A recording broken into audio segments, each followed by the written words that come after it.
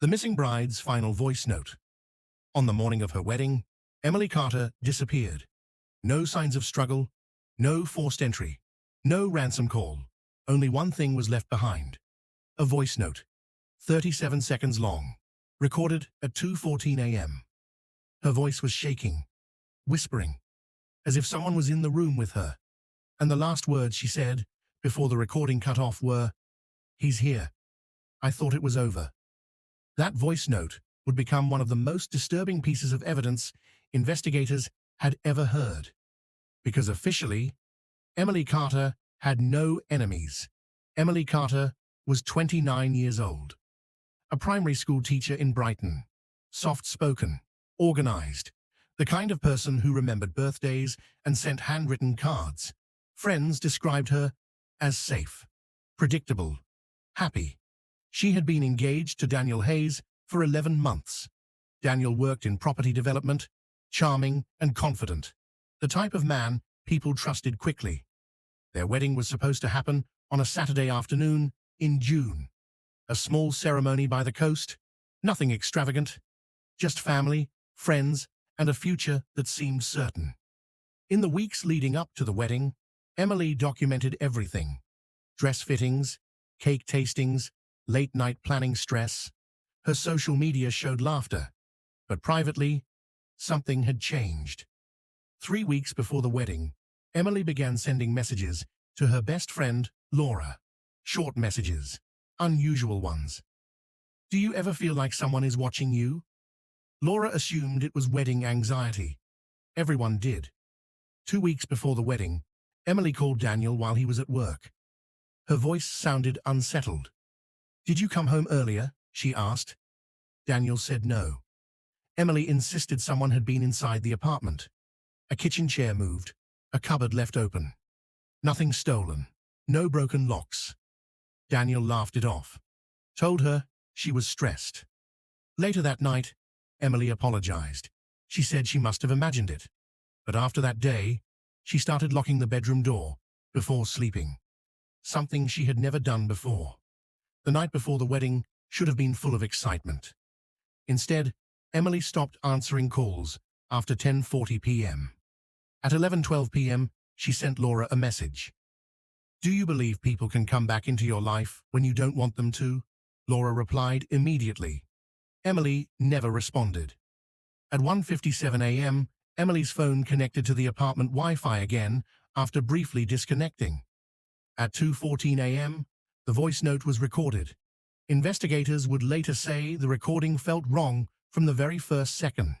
No background music, no television, just breathing, uneven, panicked. Emily whispers, "I don't know if this is recording. I don't know who else to send this to." A soft sound is heard in the background, like a door moving. She continues, "I heard someone in the hallway. Daniel said it was nothing but..." "It's not nothing. I know that sound." There's silence, then footsteps, slow, measured. Emily's voice drops almost to a whisper. "He's here. I thought it was over." The recording ends abruptly. No scream, no struggle, just silence. At 8 a.m., Laura arrived at Emily's apartment. The bridesmaids were supposed to get ready together. Emily didn't answer the door. Her phone went straight to voicemail. Daniel arrived 20 minutes later. He used his spare key. Inside, everything looked normal. The wedding dress hung by the window. Shoes neatly placed beside it. Makeup arranged on the table. But Emily was gone. Her purse was still there, her passport untouched. Her phone lay on the bedside table, and the bedroom door was locked from the inside. Police found no fingerprints except Emily's and Daniel's. No signs of forced entry, no indication she had left willingly. Detectives initially suspected cold feet, runaway bride, but the voice note changed everything.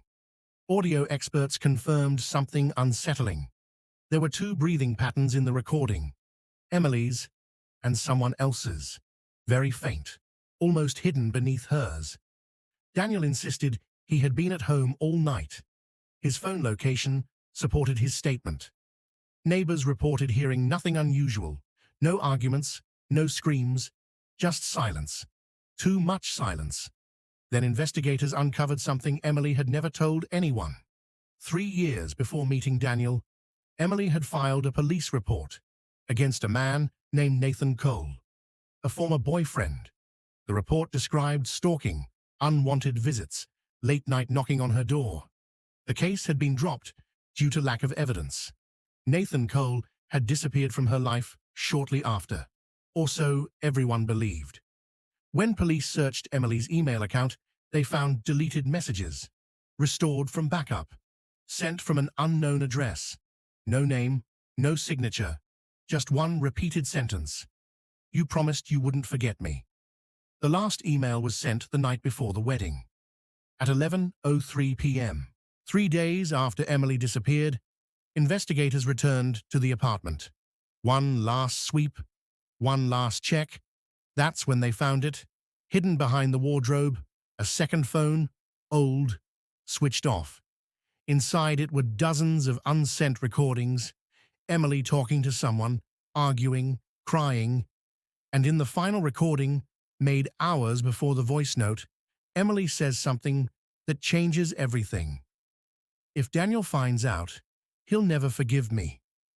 Police never revealed what she meant, because that same evening, Daniel Hayes reported receiving a message from Emily's number, a message sent after her disappearance. Just 3 words. "He knows now." And to this day, no one knows who Emily was talking about, or who was really in that apartment that night. The phone was old, nearly 5 years outdated. No SIM card, no internet history, just recordings. Dozens of them. Some lasted seconds, others ran for minutes. Most were recorded late at night, Emily speaking alone. At first, they sounded harmless, fragments of thoughts, wedding worries, stress. But as detectives listened further, her tone changed.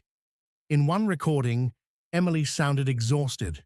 Her voice cracked between sentences. "I thought moving would fix it. I thought starting over meant it couldn't follow me here." Another recording, made 2 weeks before the wedding. "I saw him again today. Or maybe I didn't. I don't know anymore. Every time I turn around, I feel like someone just left the room." Detective Harris replayed that line 3 times, because Emily never said who she meant. Not once. Daniel Hayes returned for another interview. This time, detectives didn't ask about the night Emily disappeared. They asked about Emily's past. Daniel looked confused at first, then defensive. "I knew about Nathan," he said. "The ex-boyfriend. She told me he used to show up uninvited. That was years ago." Detective Moore leaned forward. "Did Emily ever seem afraid of you, Daniel?"